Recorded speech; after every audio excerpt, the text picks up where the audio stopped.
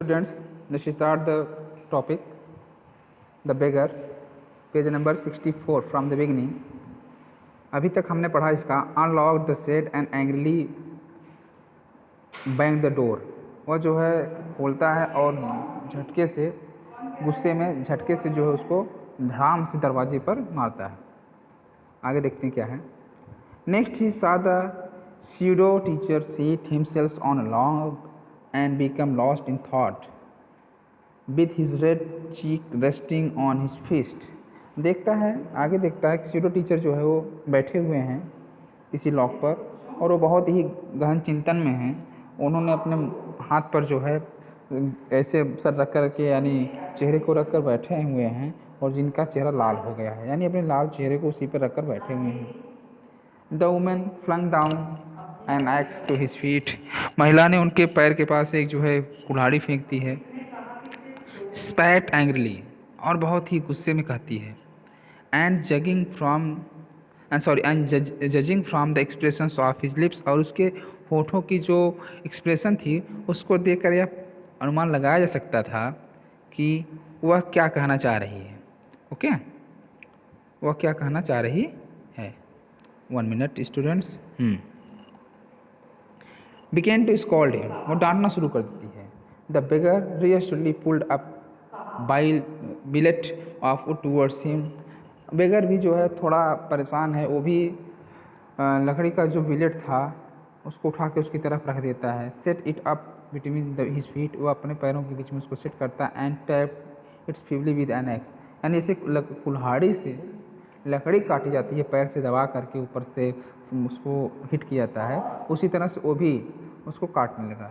The billet wave and fell down, billet हिल जा रहा था, यानी लकड़ी का जो गोटा है उसी तरह से वो हिल जा रहा है और गिर गया। The beggar again pulled it to him, और बिगर फिर से उसे उठाया अपनी तरफ लाया।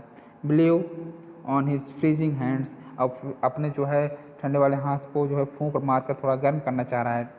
And tab it with his axe cautiously, और उस पर अपने कुल्हाड़ी से जो है बहुत ही सतर्कता से उस पर जो है टैप कर रहा है। As if afraid of fitting his और शूज़ और कटिंग ऑफ हिज फिंगर, जैसे कि वह डर रहा है कि उसे कहीं खुद का अपने जूते के ऊपर न मार ले या फिर अपना पैर न काट ले।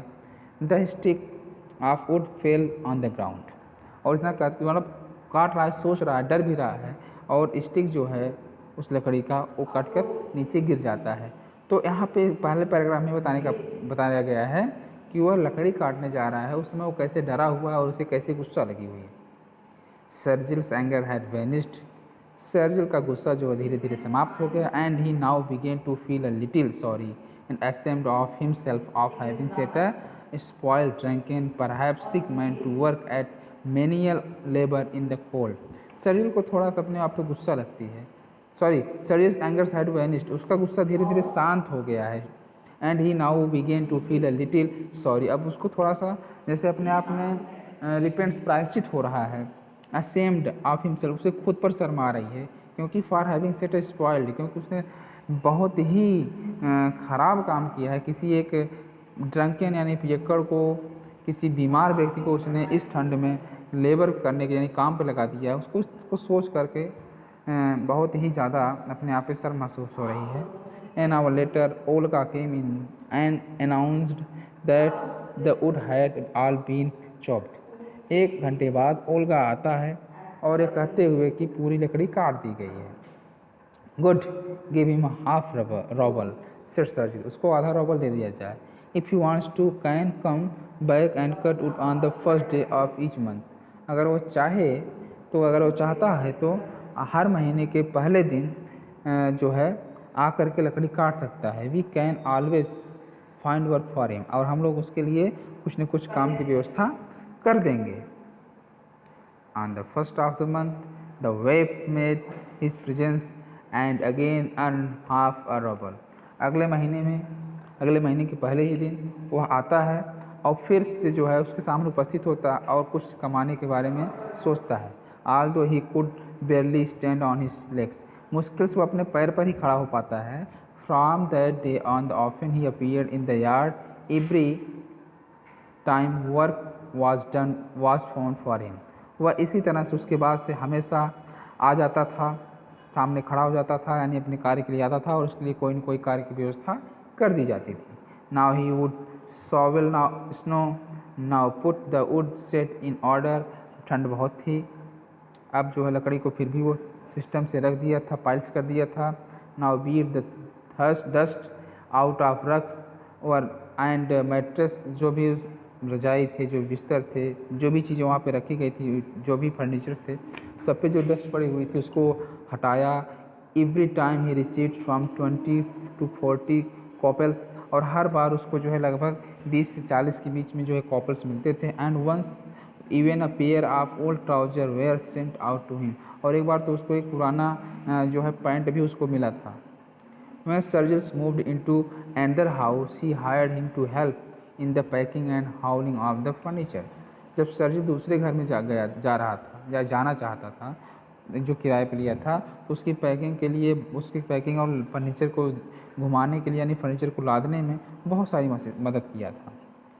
This time the वेफ was sober, gloomy and silent. इस बार वह व्यक्ति जो है बहुत ही निराश था, उदार तो था ही, निराश था और चुप था। ही हार्डली टच द फर्नीचर, और मुश्किल से जो है उस लकड़ियों को, उस सामान को टच कर पाता था। And walked behind the wagons hanging his head, और मुश्किल से वह पीछे जो है गाड़ियों की तरफ जाता, जो वहाँ पे जो सामान थे उसकी, जो उसके सर के ऊपर जो लटक रहे थे, उसको उतारने का प्रयास किया। Not even making a pretence of appearing busy, वह एक बार भी जो है व्यस्त होने का बहाना या फिर व्यस्त होने का दिखावा नहीं किया। He only shivered in the cold, वह केवल काँप रहा था ठंड में। And become impressed when the carters jeered at him, और वह उस तब परेशान हो रहा था जब वहाँ के जो कार्टर थे जब उसके ऊपर हंस रहे थे। फॉर हिज आइडलनेस, उसकी मूर्खता पर हंस रहे थे। एंड फीबलनेस, और उसकी कमजोरी पर। इज टैटर्ड फैंसी ओवरकोट, उसके फैंसी और फटे हुए कपड़े को देखकर जब लोग हंस रहे थे। After the moving was over, Sergei sent for him, उसके बाद जो है उन्होंने सार्जिल को फिर से बुलाया। Okay, well I am happy that my words have taken effect, he said. मैं बहुत खुश हूँ कि मेरी जो जंगल हैं या फिर जो लकड़ियाँ यहाँ पे हैं वो बहुत ही अच्छी हैं अब। हैंडिंग हिम अ रबल, उसको एक रबल देते हुए कहता है। Here is for your pains, लीजिए आपने जो किया है आपकी लेबर, मेहनताना। I see you are sober and have no objection to work, मैं जानता हूँ आप बड़े उदार हैं, बड़े अच्छे हैं, आप जो है कार्य करने का कोई भी ऑब्जेक्शन नहीं आप देते हैं। व्हाट इज़ योर नेम, आपका नाम क्या है। लुस्कोफ, मेरा नाम लुस्कोफ है। Well Lushkoff, I can now offer you some other cleaner employment, can you write, मैं तुम्हें और भी कोई रोज़गार देना चाहता हूँ, क्लीनर का रोज़गार देता हूँ, क्या तुम लिख सकते हो। आई कैन, हाँ मैं लिख सकता हूँ। देन, यानी क्लीनर मतलब होता है कोई साफ सफाई वाला काम दे सकता हूँ, देना चाहता हूँ। क्या तुम लिखना पढ़ना जानते हो। कैन यू राइट, यानी लिखना पढ़ना जानते हो। I can.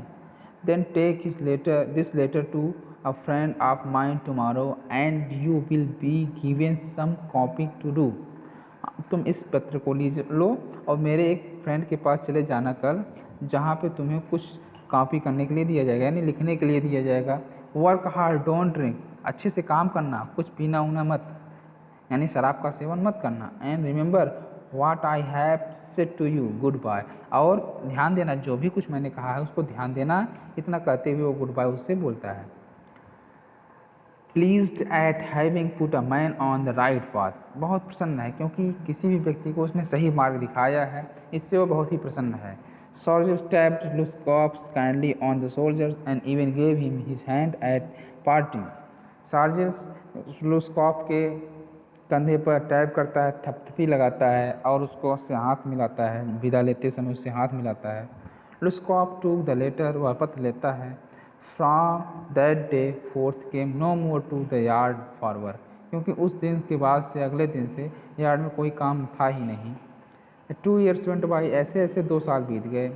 Then one evening, तब एक शाम क्या हुआ। As Sergei was standing at the ticket window of a theatre paying for his seat, जैसे कि सर्जिल एक थिएटर के विंडो के पास टिकट के लिए खड़ा था।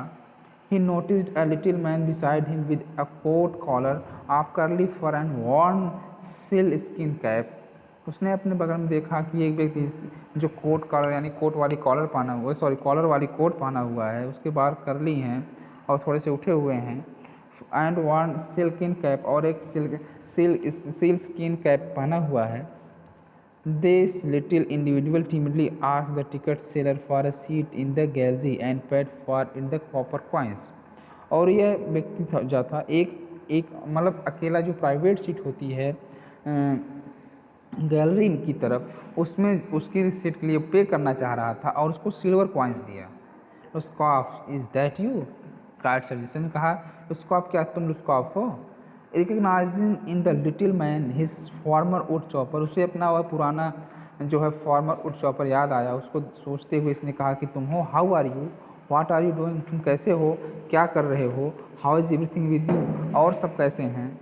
All right, I am a notary now and I am paid 35 roubles a month. मैं एक नोटरी वाला हूँ, यानी जो होते हैं नोटरी करते हैं जैसे तहसील में होते हैं, वही कहते हैं आई एम अ नोटरी, मैं नोटरी वाला हूँ और मुझे एक महीने में लगभग 35 रूबल्स जो है पे किए जाते हैं। यानी अब यह जो है एक अच्छा कार्य कर रहा था, अच्छा काम पा गया था, वहीं जहाँ इसने अपने फ्रेंड के पास को लेटर लेकर भेजा था वहाँ इसने एक अच्छा काम पाया था। ओके स्टूडेंट्स, आप लोग इतना रिपीट कर लीजिएगा, बाकी पार्ट आपको अगली वीडियो में प्राप्त होंगे।